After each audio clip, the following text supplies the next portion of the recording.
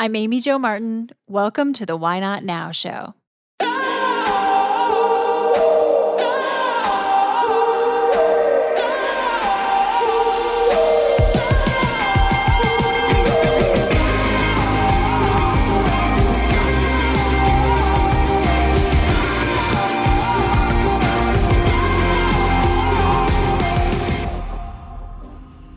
You know that thing you've been thinking about doing? Yeah, that one. Why not now? Have you ever actually taken the time to ask yourself, what's stopping me? Let's talk it through. This is your chance to give that idea the attention it deserves and take action. Each episode, I have a chat with a fascinating person, from entrepreneurs to athletes, celebrities, my parents, rocket scientists, and all walks of life. We talk through a critical time when they've asked themselves, why not now? We dissect that day or even that moment, step by step.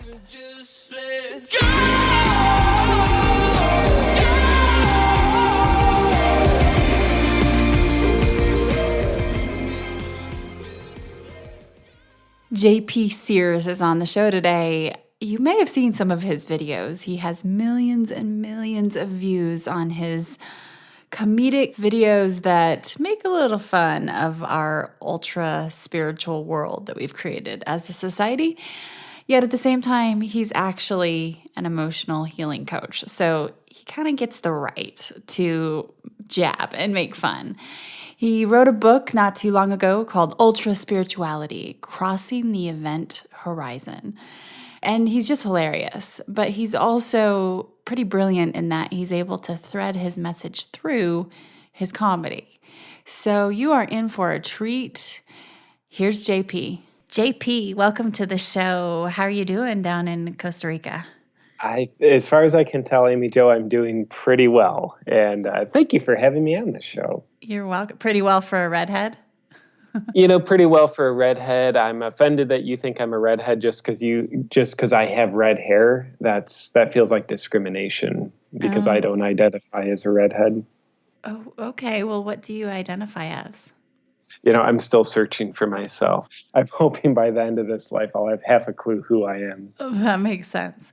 Well, I wasn't trying to label you, but I had heard you refer to yourself as a redhead before, so just wanted to make sure that you knew that I wasn't trying to put you in a box or anything.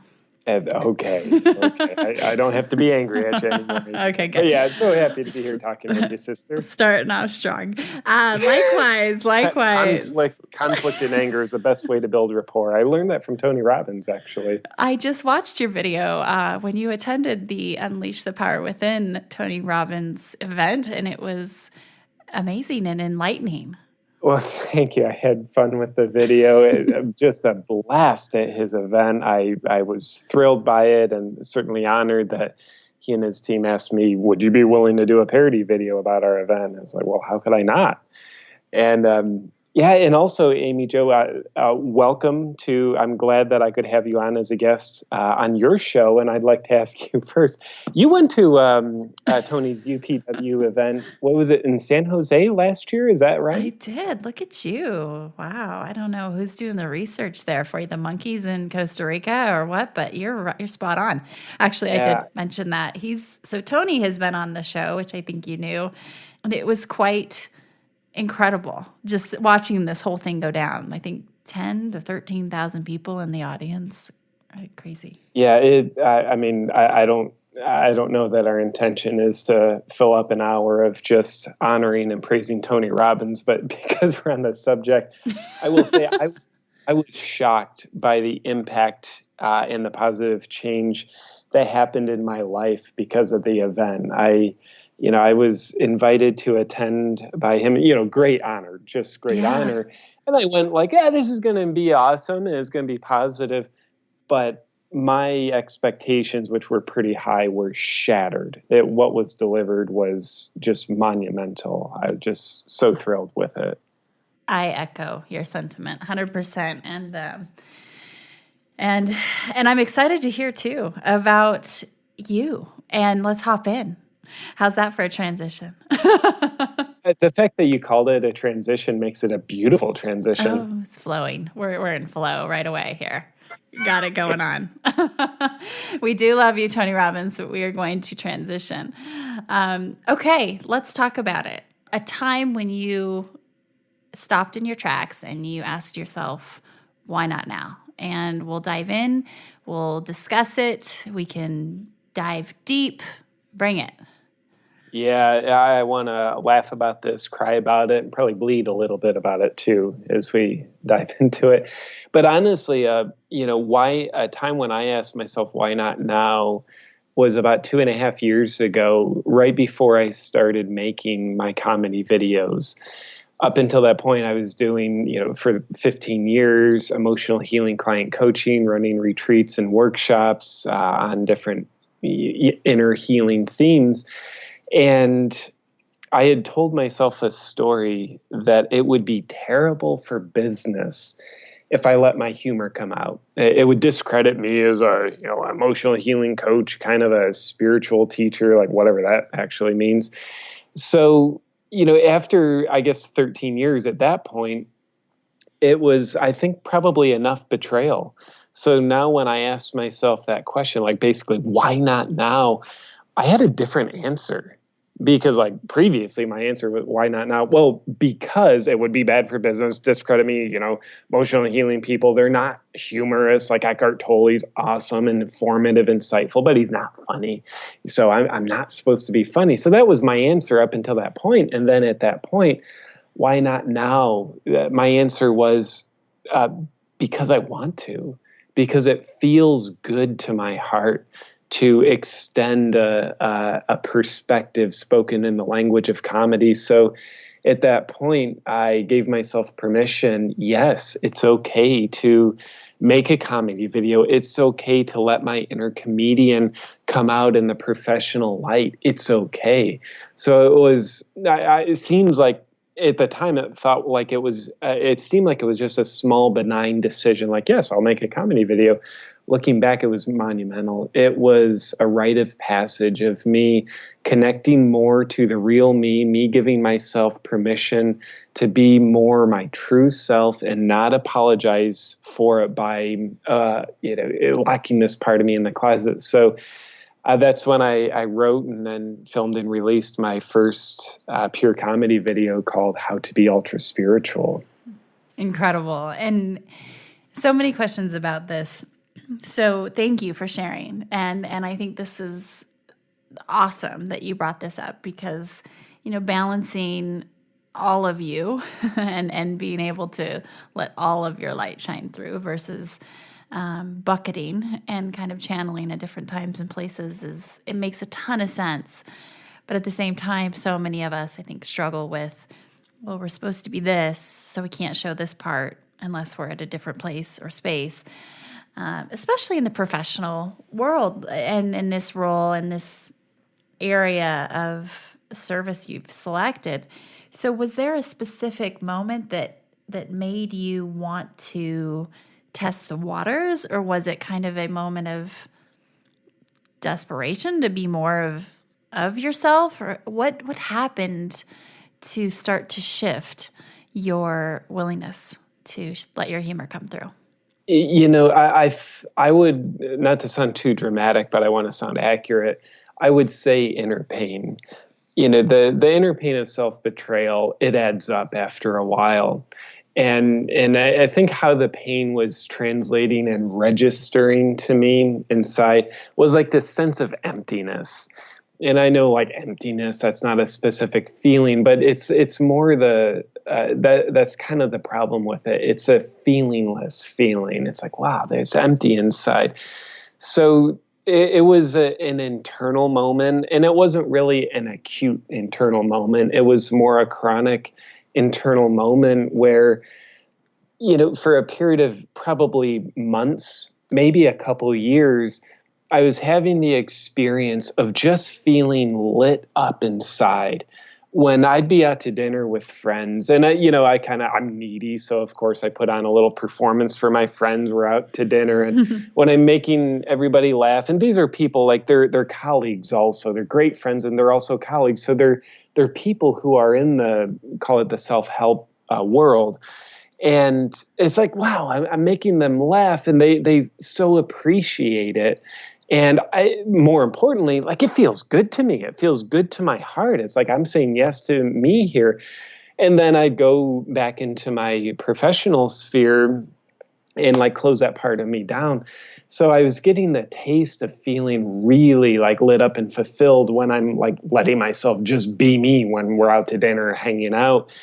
And then, the emptiness kept persisting. It's like now when I'm doing my work, whether it's engaging with clients or running a retreat, it was, in one way very satisfying, because that kind of the intimate work in the human heart, that's very, very meaningful.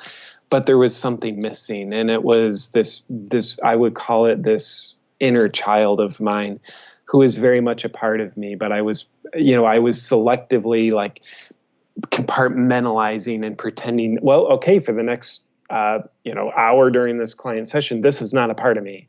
But it's like, wow, no, it is a part of me. So I'd say a prolonged moment of internal emptiness is what got my attention. I think pain is a great motivator.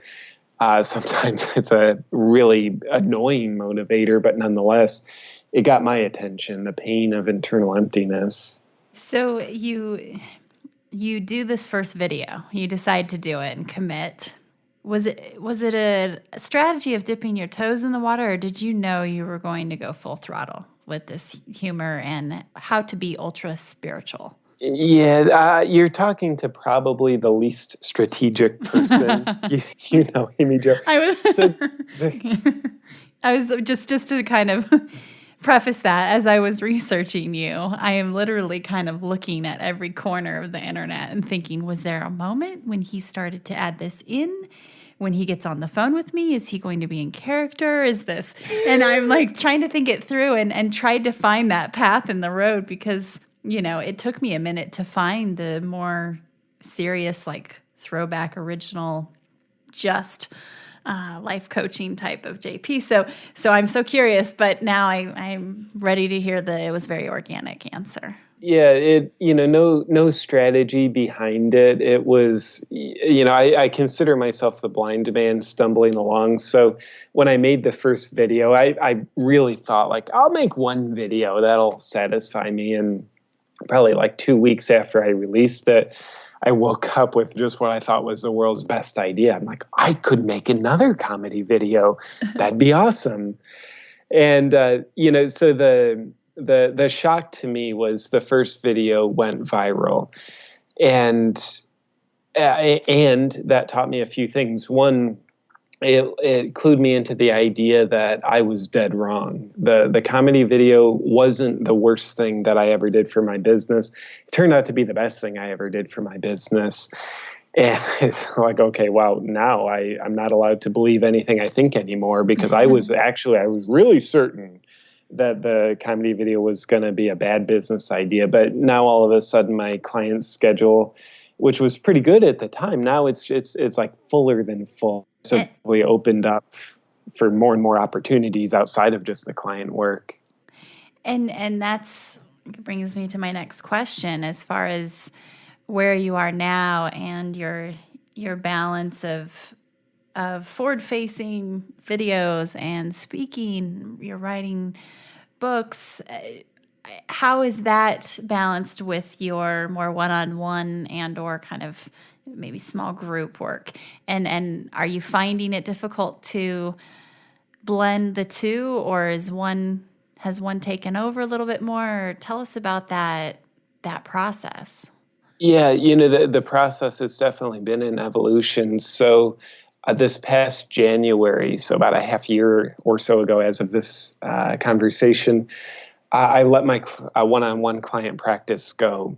And inherently blending the two of, the one-on-one client work that I had been doing for years with the new opportunities that have been coming my way just, because there's a spotlight on me from my videos. So new opportunities come. The blending of the two was just fine. But listening to, it was kind of like, 24 hours in a day all of a sudden was like only half as much time as I needed. But the blend was okay. The thing that caused me to gradually and then completely let my one-on-one client practice go was listening to my heart. I'm a firm believer that my heart always leads the way. It doesn't necessarily take me where I want to go or where I think I should go, but it takes me where I need to go. I think my heart always has my best interest in mind, even though my mind doesn't necessarily have my best interest in mind. So I don't like to make decisions based on what I think. I like to make decisions based on what I feel in my heart. And my heart had kept essentially telling me, let go of the client practice. Now, that was weird for me because it's easy to let something crappy go. It's easy to let go of a bad situation unless we're in a phase of self-sabotage. But my client practice was wonderful. I got to not only earn my living for years doing it, but more importantly, learn about life from the inner realms of people, working with people in their hearts and their psyches. And it was a powerful education to me about me because everybody would show up, and not to sound too cliche, but they were all my teachers.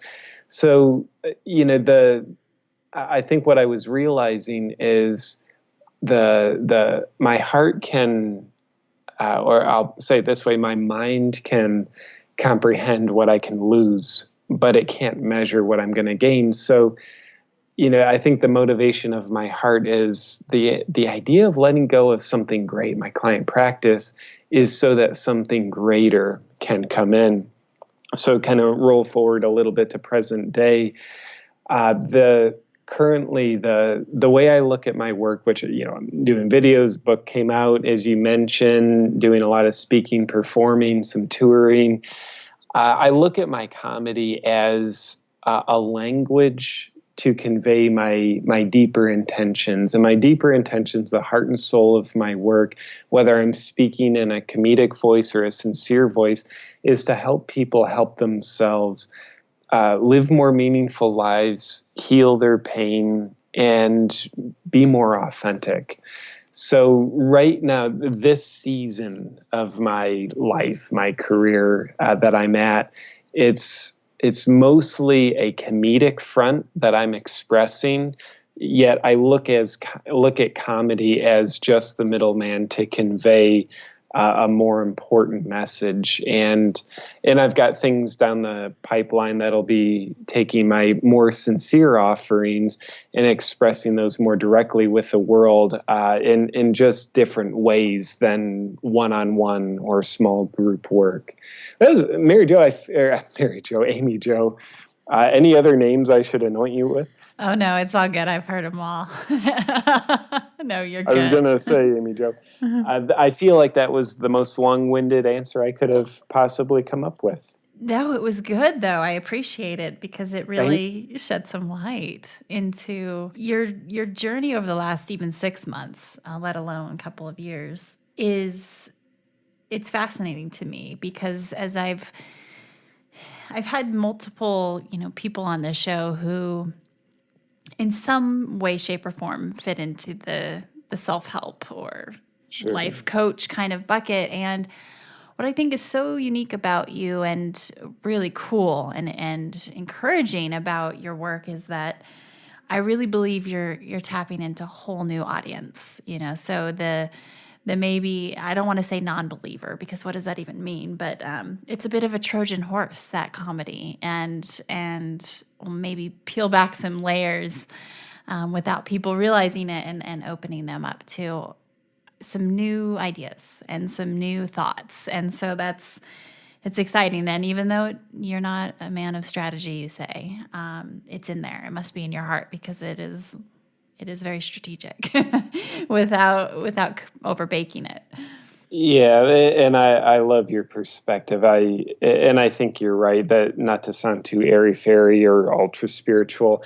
I think the there is a strategy in my heart. It doesn't really function consciously at a logical level. Here's the steps we're going to lay out and the what we're going to achieve. But I think, not to sound like I'm perfect, not by any stretch, but the more I listen to my heart, the more call it the serendipitous strategy of my heart and soul can more gracefully unfold. And I personally think the strategy that all of us have in our heart, it trumps the strategy in our head. I think our heart, it's a much wiser aspect of our being than our head. And I think Einstein said it best: the mind is a wonderful servant, but a terrible master. And I want the real master to be dictating what the strategy is. And for now, I'm calling the master my heart. And I don't want the servant calling the shots. That's good. There's an Insta quote in there somewhere, maybe even a video or something. So if it's not already in the works or hasn't been done, someone write that down for you. No, that's good. And I am excited to just see. I feel like this is just the beginning, and really excited. If you had a piece of advice for someone else who was in a similar situation where they felt like they were kind of doing their, whether it's life work or just a job, whichever they feel they fit into, whichever category, and they were realizing that they were holding a big aspect of themselves back, what advice would you have for someone that's maybe ready to blend all of them into their life and world versus segment? Yeah, the two aspects of the advice, two dimensions of it that both essentially point in the same direction. Aspect number one is always bet on you. Don't bet on who you think you should be. Don't even bet on who you think you are. Bet on who you are. You can never lose. Things don't necessarily work out the way you want them to. They work out in a way that's better. And I think sometimes when we're married to and worshiping our expectations, when things are working out better than the way we wanted, we'll judge that as a failure, because next to our expectations, it's different. And as defined by our expectations, therefore it's a failure.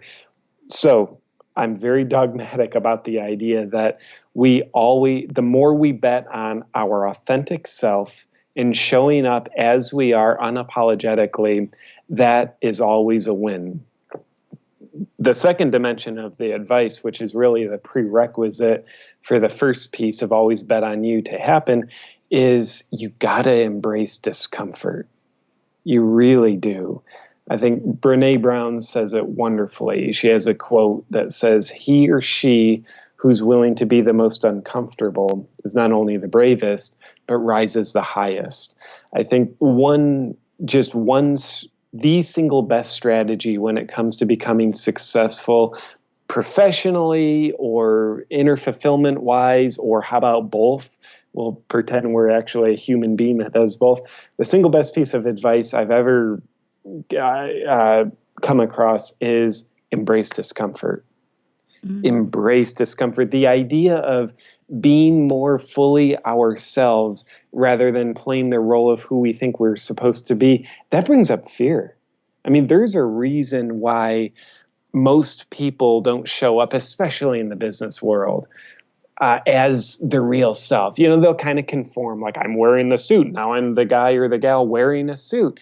It's like, no, you're a naked weirdo under your suit. Like, be that.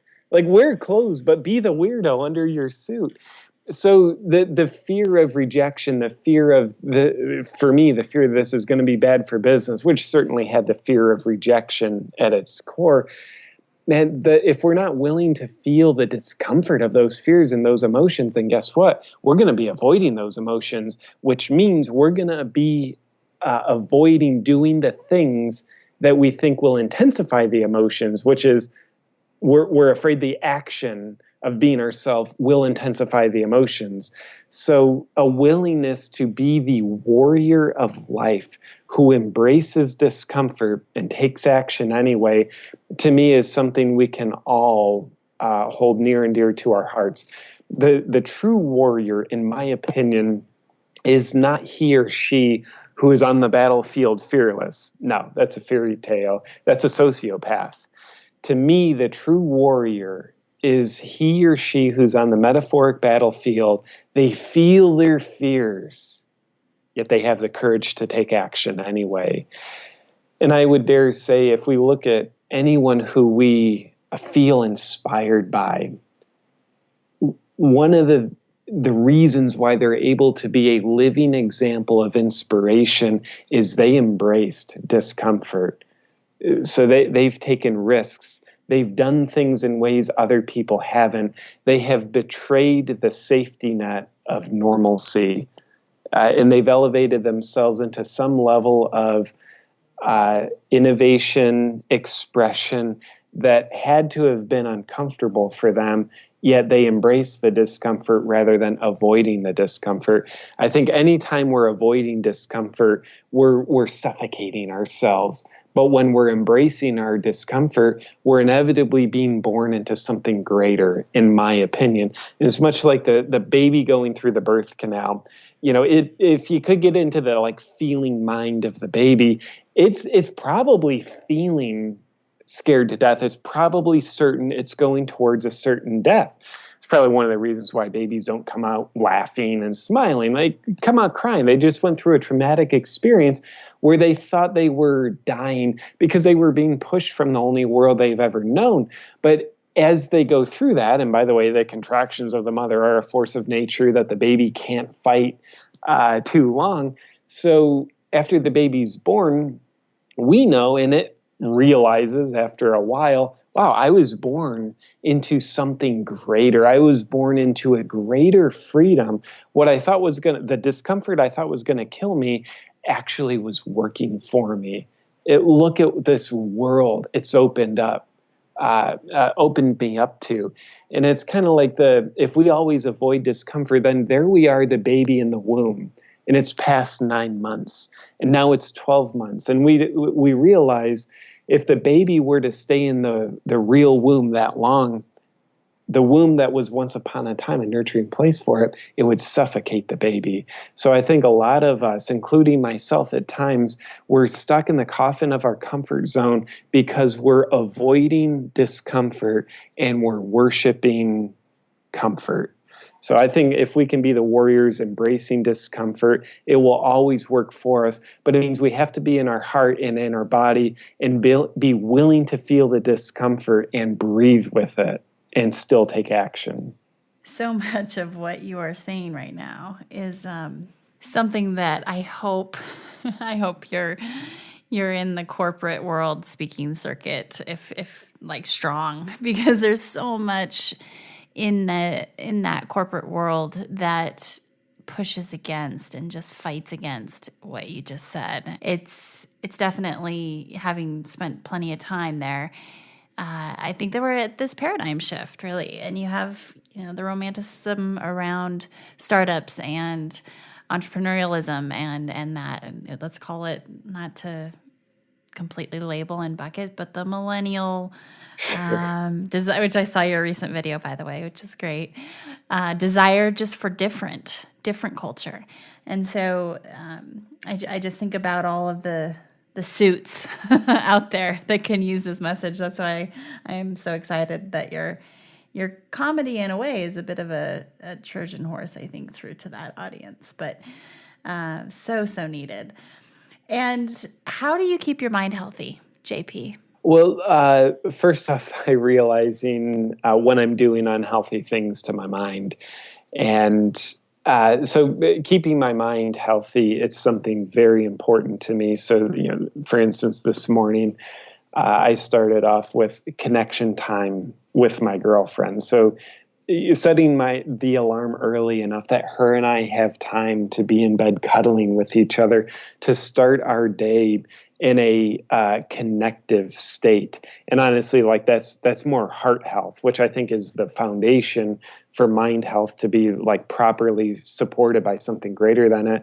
And then mind health, a couple of things. I meditated for 10 minutes this morning, and that's typically part of my daily routine. And then I also get clear on my day. So get not to sound too cliche, but it's a term I love. But what do I need to do to win the day? So I'm looking at my calendar and I'm then making a handwritten list of not only appointments, but also like what I need to do in order to feel like I'm contributing to my purpose and the goals and the tasks that I need. Because that helps put my mind at ease rather than keeping it overly frantic. It's like, oh, yeah, I don't have to remember these 12 different things I need to do because I just wrote them down. And to me, I don't know, writing them down is different than they're in my calendar or in my phone. In fact, I don't want to rely on my phone to keep checking my schedule, what's next, because I tend to find I can lose myself to my phone. So another aspect that keeps my mind healthy while I bring it up is keeping distance from my phone, not looking at my phone for preferably at least the first half hour of the day, ideally hour, but realistically for me, it's half hour. And then same thing before bed, not looking at my phone for at least a half an hour before bed. And then lastly, part of my daily routine is I use nootropic supplements as cognitive enhancers. And there's a supplement by, I think it's a wonderful company called Onna. The supplement's called Alpha Brain. And then I also love cordyceps mushrooms.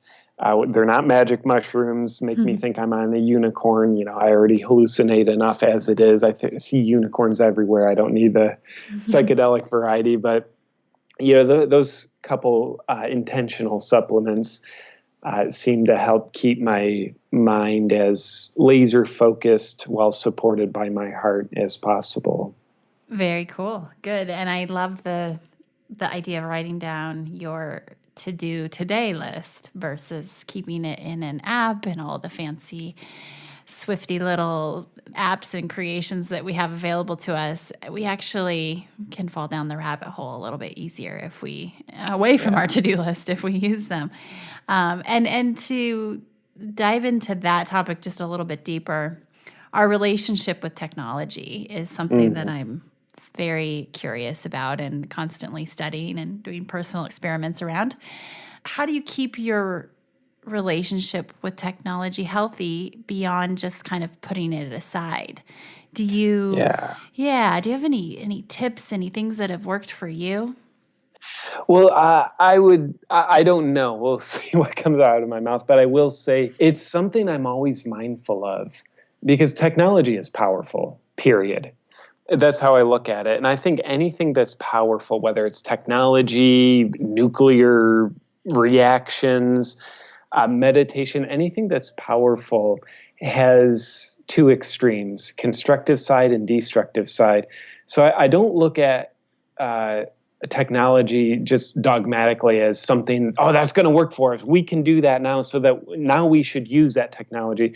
Nor do I look at it dogmatically in a pessimistic way of like, technology is bad. No, I look at technology as very powerful.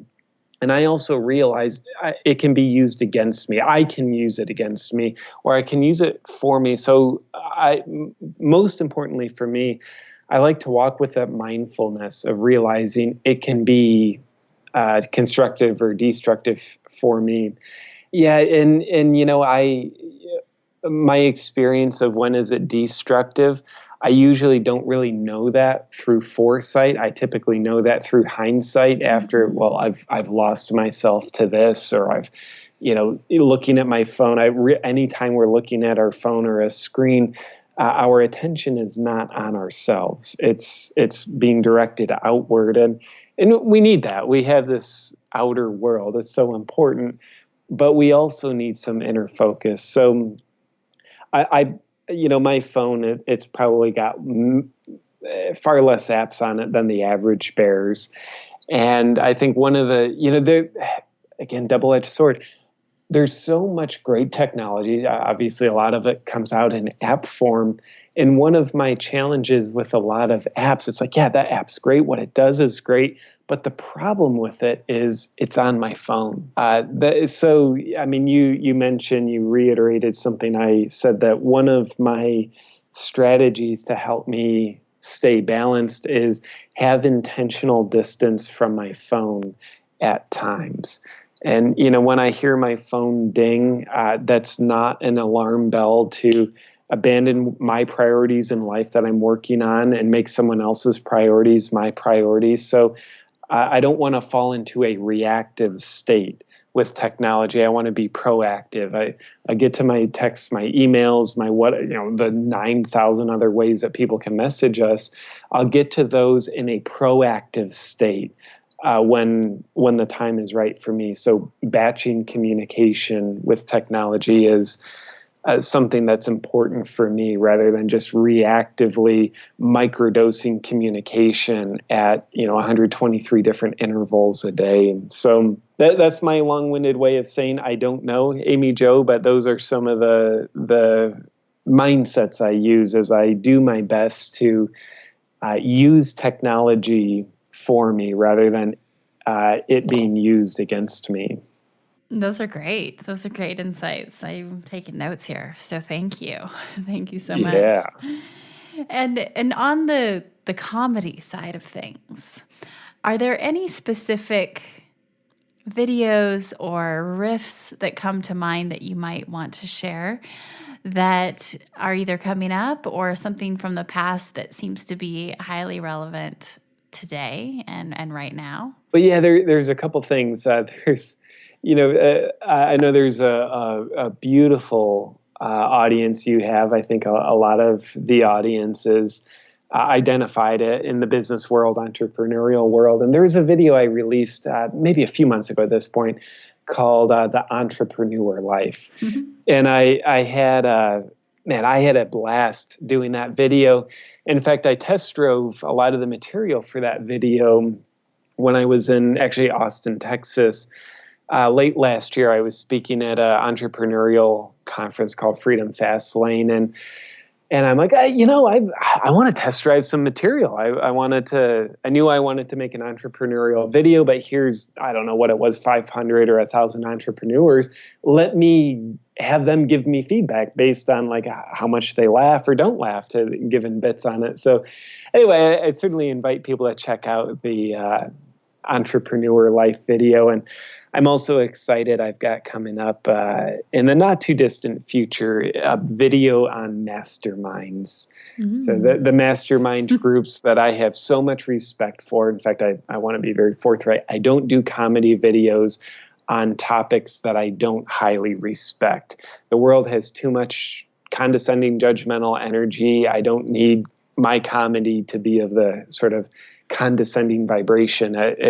It always comes from a place of respect. So I'm looking forward to the mastermind video, and I've got some powerful people from the mastermind world in that video, which is just going to, I think, make it extra special. I can't wait. And I'll definitely be going back to the Entrepreneur Life video. I'm giggling already, and I don't even know why, but I can only imagine. Yeah, well, shame on you for laughing and not knowing why. Being so childlike and just spontaneous. Oh, well, okay, so why not now? Anything in the future that you're asking yourself, why not now about? Maybe it has nothing to do with the livelihood of what we just discussed, but maybe it does. It sounds like you have a lot going on right now. But does anything pop into your mind when you ask yourself, is there something I should be asking myself, why not now about? There is. And the biggest why not now question and it's been such a therapeutic question here present day, is why not prioritize the relationship I have with my beautiful girlfriend? Why not? And there's these dysfunctional parts of my psyche that have gotten their emotional needs met through being on the treadmill of feeling valued through endless high levels of productivity. And, doing the same thing over and over again and expecting a different result is many people's definition of insanity, yet it's pretty insane how much all of us know that, and all of us typically keep taking action on that. So I've spent so many years trying to feel like I'm enough through just manic action, just ceaseless productivity. And you know what? It hasn't been enough to make me feel like I'm enough. So now the question is, wow, what if I prioritize right now my heartfelt relationship with my girlfriend and put the relationship ahead of work, career? And honestly, and I have so much more to do on that. Yeah, as I'm already a bit initiated into it, I can say that nothing but good has come from it. There's so much more inner fulfillment that comes from a heartfelt connection with my girlfriend that I can't get through manic action for the sake of worshiping this fantasy of productivity and all of a sudden, like, okay, one day I've done enough productivity. It's like, no, I've been on a treadmill and I've been hitting the faster and faster and faster button, and guess what? I still haven't gotten there. So getting off that treadmill and putting my feet into the forest of my relationship has been wonderful. And honestly, I like that question, like, why not now prioritize this relationship? It's I've been with my beautiful girlfriend for 6 months now, but any past relationship, I've avoided asking that question. So, and I think out of fear, the fear of what if I realize that I can't be enough through productivity? It's like letting the internal ghostly voice of my father down. There's a little boy inside of me who's always trying to be enough for dad. And dad values hard work. He values status. He values recognition. He values money. But no matter how much of that stuff I've acquired, it's still not been enough to appease the voice of my father inside of my head. Ironically, my literal father, he's like really proud of me. And I think I've been on a treadmill that I don't need to be on. So, and one of the reasons, Amy Jo, why I have fallen in love with how you ask questions, and I think I know there is a great reason why you routinely ask the question, why not now? I interpret it to be like a samurai sword. It cuts. It's a pattern interrupt. And I think anybody who's blessed enough to be asked the question, why not now? And I think, listeners, you don't have to wait for Amy Jo to ask you the question. You can ask yourself the question. But it's a great gift because it pattern interrupts how we're living our lives. And of course, how we're living our lives, I'm guessing most of the people listening, you're all pretty functional people, but functional people also have some dysfunction. We all have room for improvement. And what needs to be improved needs a pattern interrupt. It's like we can't get out of a jail we don't know we're in. And the pattern interrupt through having like our psyche sliced through with a very piercing question, why not now? I think gives us the opportunity to realize the jail that we're in and consider, well, where do I really want to be with this area of my life or my life in general? Because right now, I'm in some level of a jail, even though other parts of me have freedom. But where I have room for improvement, let's call that the jail. So, yeah, I'm just really appreciating your 10th degree black belt questions, Amy Jo. Well, thank you. Thank you so much. I appreciate that. And the look into the question. It's very interesting the way that you interpreted it, and not to dismiss though your answer, because I think it's going to be refreshing for a lot of people to hear your answer. I also personally appreciate your willingness to tackle that question outside of the traditional livelihood work type of frame. And for those of us who are interested in doing something similar and following your lead, what were some of the first steps that you took when you decided to prioritize your relationship and everything you said about productivity just not being enough, and that treadmill just totally resonates not only with myself but with so many listeners. So if we were to kind of dissect this a little bit, what were some of the very first things you did? Yeah, well, a couple things. The first is a little abstract, so bear with me on that. But the first was being highly attentive to my feelings and specifically my body sensations. Like, what does it feel like being with my girlfriend? Guess what? It feels freaking amazing. But those amazing feelings, even though they're there, I'm not aware of them unless I'm paying attention to my body sensations. So the relationship with my girlfriend, it doesn't pay me through the currency of money. It pays me in something way more priceless, which is feelings. We all know you can't buy happiness. That's because happiness is a feeling. You can't buy those feelings. So we have to pay attention to them. And it's weird. Like, it's a very renewable resource, and it's like, it's free. Like, we don't have to buy it because you can't buy it. So I had to pay attention to my body sensations so that I could be aware of the currency that I was being paid in. And then the second thing for me was to announce this. So I wanted to be very open and transparent with my girlfriend. When her and I were getting it, I'm just telling her, like, wow, I am blindsided by you right now. I have just, my heart is awake. You are my priority.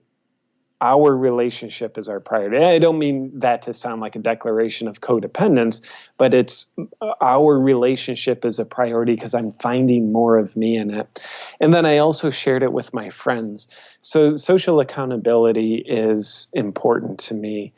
If I said this in my own mind, it would be so easy to, I would say, like, even cowardly back out of it, and it's like sleight of hand. So now my girlfriend knows if I'm not prioritizing our relationship, she can call me out on it, and I can call me out on it. So the social accountability was the first action step after the inner inaction step of paying close attention to my body sensations. Ooh, I like that. It's a great, great point. And kind of coming back full circle as we're wrapping up here. But one of the things that Tony Robbins always says, if you want to take the island, you burn your boat. And sometimes that burning of the boat is declaring and sharing with someone or people to hold you accountable. And I just love it. It's beautiful. Thank you for sharing that and feeling comfortable too. It's nice to really see you walking the talk, and it's really cool. So. Oh, well, thank you, Amy Jo. I so appreciate that. And, there's a part of me that says, well, it would have been more gratifying to give you, my next project that I'm working on with work. But instead of that, like, I'd rather be real. Rather than like, well, let's talk the talk that my ego maybe wants to hear, and maybe like, the entrepreneurial minds, it's easier to relate to like, the next business project, but it's like, no, it's all entrepreneurs guarantee what we all have in common is we all have a human heart. And we pretend we don't because we get very strategic in our minds, and that's awesome. And we identify with our businesses, and that's okay. And our businesses are important. They're a piece of our creation.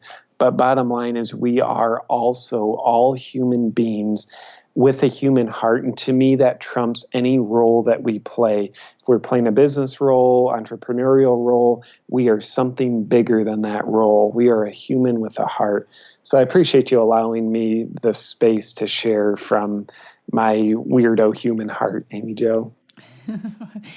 Absolutely. Your weirdo human heart is welcome anytime to be sharing. And this conversation has been so fun and easy, and I've learned a great deal about you and also about myself through you. And just thank you. Thank you so much, especially hopping onto this interview from Costa Rica. I am honored to have your time. Absolutely. Thank you, Amy Jo. I'm incredibly happy with all this. I think you're an absolute delight, and I appreciate you and the work that you're doing, and you inviting me to be a part of it here on this episode. It means a lot to me.